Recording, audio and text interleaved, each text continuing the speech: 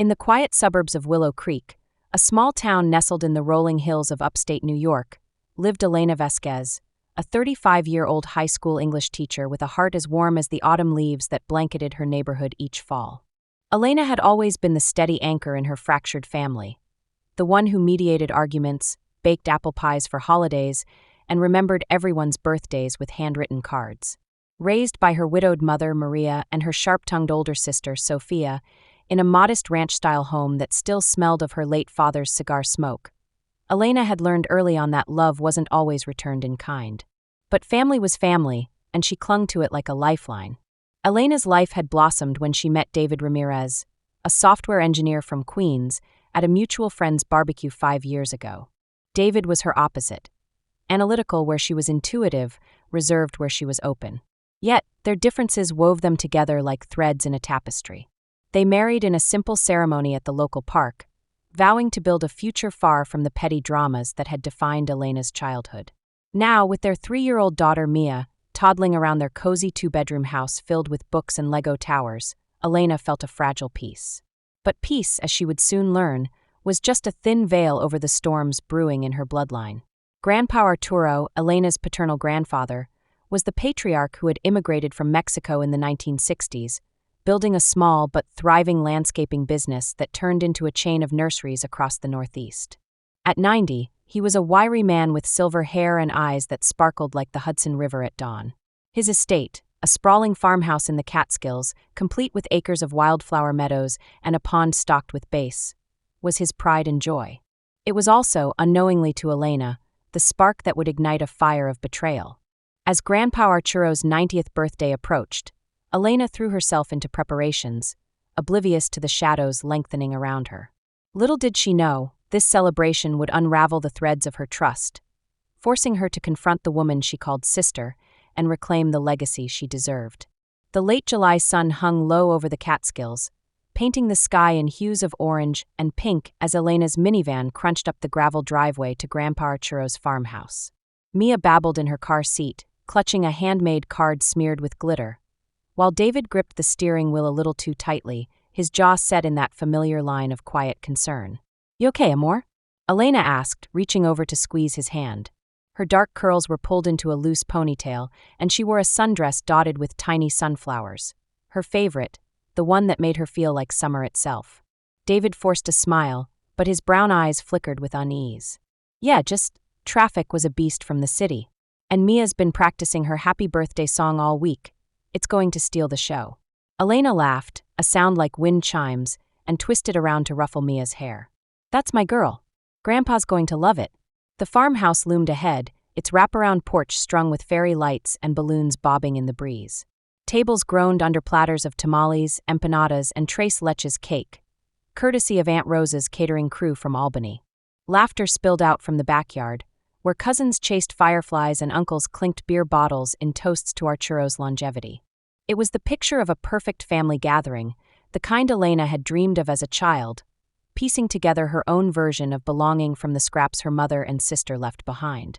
Sophia arrived fashionably late, as always, sweeping in like a storm cloud in designer heels and a silk blouse that screamed city girl. At 38, she was the successful one, a real estate agent in Manhattan with a sleek apartment overlooking Central Park and a Rolodex full of high society clients. Elena admired her sister's poise, even if it came laced with barbs. "Elena, darling, you look comfortable," Sophia had said earlier that week on a phone call, her voice dripping with that faux sweetness. David still buried in his code. Must be nice to have such a stable life. Elena brushed it off, as she always did. Sophia had always been the golden child, the one who got the new clothes while Elena mended her hand-me-downs. Their mother, Maria, doted on Sophia's achievements, turning a blind eye to her sharp edges. "She's just driven," Maria would say, waving away Elena's complaints. "You'll get there someday." As the party kicked into full swing, Elena wove through the crowd, Mia on her hip, doling out hugs and refilling punch bowls. Grandpa Arturo held court from his Adirondack chair, his cane propped beside him like an old friend. His face, etched with laugh lines and sunspots, lit up when he saw Elena. "Mi nieta, come here, let me see that beautiful girl of yours." Elena knelt, pressing a kiss to his weathered cheek. "Happy birthday, abuelo. 90 looks good on you." Arturo chuckled, a rumble like distant thunder.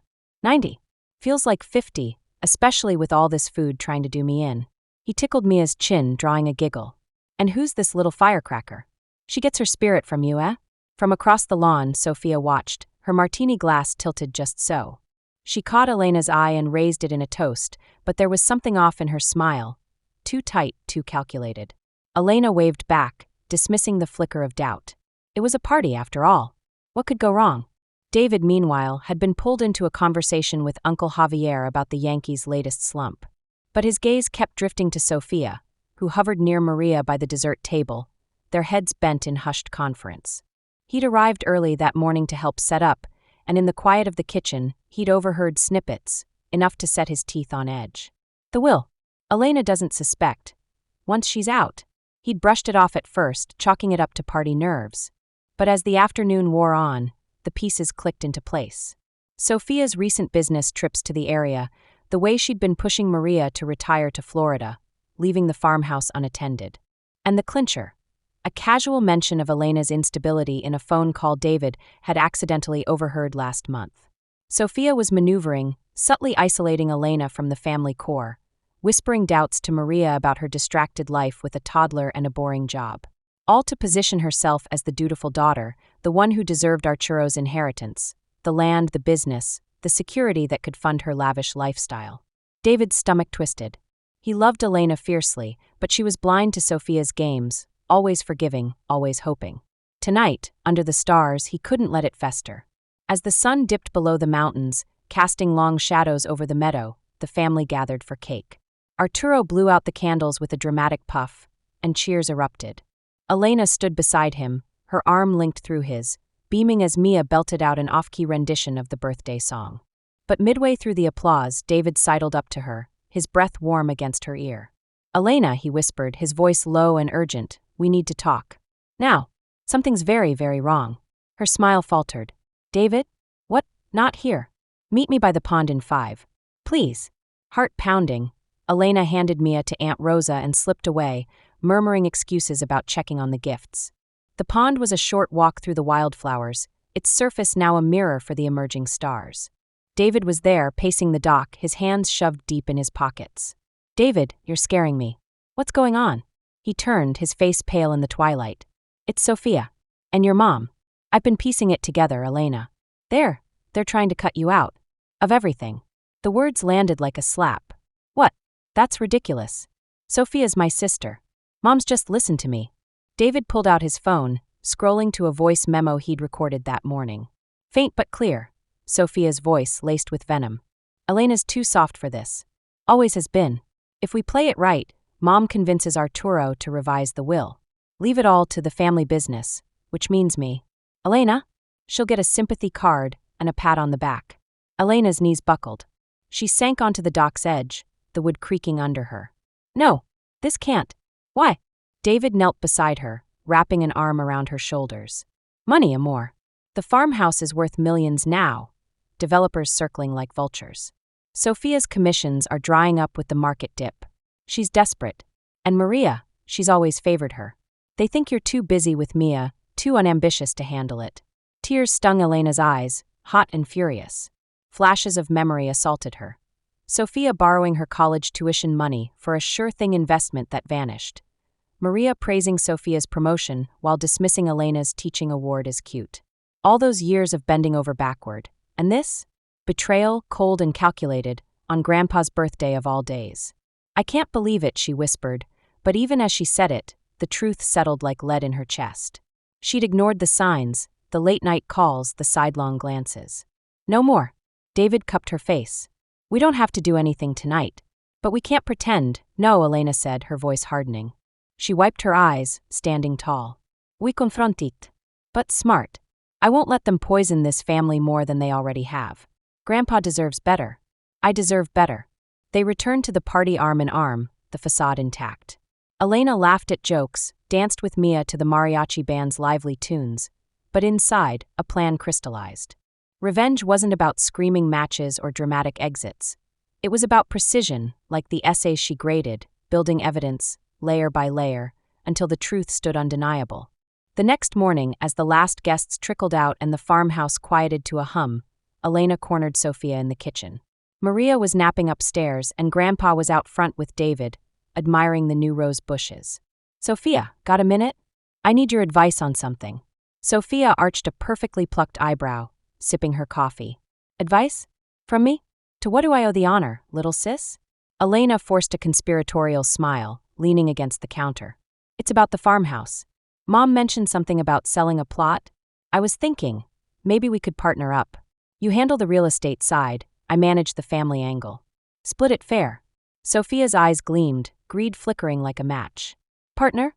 Oh, Elena, that's generous of you. But are you sure? It's a big commitment. With Mia and all." "Exactly why I need you," Elena pressed, her voice honeyed. "Let's talk details. Meet me at the old mill in town tomorrow afternoon. Neutral ground, no distractions. I even made notes." Sophia hesitated, then nodded, triumph curling her lips. "The mill? Fine. 2:00. Don't be late." As Sophia sauntered out, Elena exhaled, her hands trembling. The old mill was a crumbling relic on the town's edge, abandoned since the 80s, perfect for privacy. And her phone, tucked in her purse, voice recorder app primed. David found her later as she packed the car. "You sure about this?" Elena met his gaze, steel in her eyes. "Positive. It's not just for me. It's for Grandpa. For Mia's future." The drive home was tense, Mia asleep in the back, the Catskills fading in the rear view. Elena replayed the whispers, the overheard schemes, fueling her resolve. That night, as David tucked Mia in, Elena sat at her desk, drafting an email to the family lawyer. Not sending it yet, but outlining Arturo's original will, the one that split everything equally among his granddaughters. Knowledge was power, and she was arming herself. The mill loomed on the outskirts of Willow Creek the next day, its red brick facade choked with ivy, windows like empty sockets staring at the overgrown lot. Elena arrived early, parking her van behind a rusted tractor for cover. She fiddled with her phone, testing the recorder, crystal clear. Her heart raced, but she breathed deep, channeling the calm she used in her classroom when a student spiraled. Sophia pulled up at 2:05 in her sleek Audi, heels clicking on the cracked pavement as she approached. "This place gives me the creeps, Elena.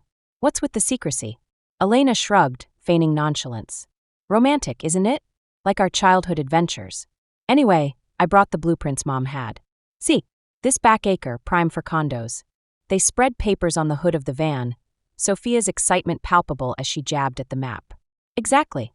I've got a developer lined up, big money. But we have to move fast. Grandpa's not getting younger." Elena nodded, her smile tight. "And the will? Mom said something about revisions?" Sophia waved a hand, but her voice dropped. "Oh, that's just precaution. You know how sentimental Arturo is. Thinks you're the family heart. But honestly, Elena, with your life, teaching, the kid, you're not cut out for this. It's stressful. I'd handle the sales, you get a nice cut, no headaches." The word stung, but Elena pressed on, recorder humming silently. "So we'd exclude Mom? And Grandpa stays in the dark?" Sophia leaned in, eyes darting. "Mom's on board, she's tired, wants out. And Arturo? We'll guide him. Tell him it's for the best. Once it's done, the estate's ours. Yours and mine. But really, sis, you'd be better off stepping back. Let me lead. You can focus on whatever it is you do." Elena feigned hurt, her voice wavering just enough. "Step back? After everything? Sophia, that's not fair." Sophia's laugh was brittle. "Fair? Life isn't fair, Elena. You got the good husband, the cute family. I got the ambition. Take the deal or leave it. But if you leave, don't expect a handout later." It was all there. The greed, the dismissal, the plot laid bare. Elena's blood boiled, but she kept her cool, folding the papers with deliberate slowness. "I need to think about it." Sophia smirked. "Don't think too long." She drove off in a spray of gravel, oblivious to the storm she'd unleashed. Back home, Elena plugged her phone into her laptop, the recording spilling out like poison from a vial. 20 minutes of damning evidence. Sophia's casual cruelty, her blueprint for betrayal. Tears came then, hot and unbidden, but they fueled her next move. She transcribed it, timestamped every lie, then fired up the family WhatsApp group. The one with aunts, uncles, cousins, even Grandpa's caregiver. The message was simple, attached audio file gleaming like a sword. "Family, I love you all. But love means truth. Listen to this. Then let's talk about protecting Grandpa. And each other. Elena." She hit send at 6:47 p.m., as David stirred arroz con pollo on the stove. The responses flooded in: shock from Aunt Rosa, Dios mío; fury from Uncle Javier, that witch; confusion from distant cousins. Maria called first, voice shrill: Elena, what is this nonsense? Sophia said, listen to it, Mom. Elena cut in, calm as glass. All of it. Silence, then a choked sob. I didn't know it was like this. Grandpa's text came last, simple and profound. Mi corazón, come tomorrow. We fix this together. Sophia's response? Radio silence at first, then a barrage of denials, excuses crumbling under the weight of proof. By evening, she showed up at Elena's door, makeup smudged, eyes red-rimmed. David answered, but Elena stepped forward, Mia peeking from behind her legs. Sophia, Elena said, voice steady. Come in. We talk. In the living room, over chamomile tea that steamed like unspoken regrets, Sophia unraveled. I was scared, okay? The market's crashing, commission's gone. Mom pushed me, said it was practical. I didn't mean to hurt you. Elena watched her, the sister she'd idolized and feared. You did hurt me. More than you know. But Grandpa's will stands. The farmhouse stays in the family, all of us. And if you want and you earn it, help me run the nursery expansions. Teach with me at the community center. Be a sister, not a schemer. Sophia nodded, tears streaming. I'm sorry, Elena. For everything. The money, the digs. I was jealous. Of your life. Your happiness. The apology hung fragile but real. Elena pulled her into a hug, the kind that mended more than it broke. Then start now. For Grandpa. For Mia. In the weeks that followed, the family reconvened, not for revenge, but for renewal.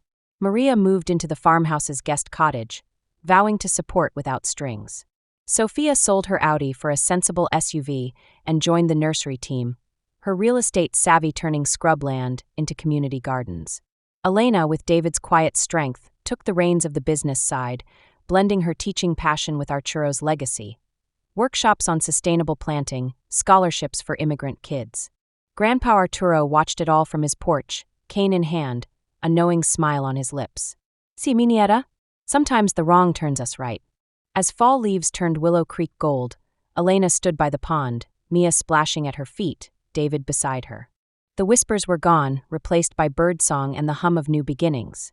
She'd faced the shadows not with fire, but with light, and in doing so claimed her place not as the forgotten daughter, but as the heart of it all.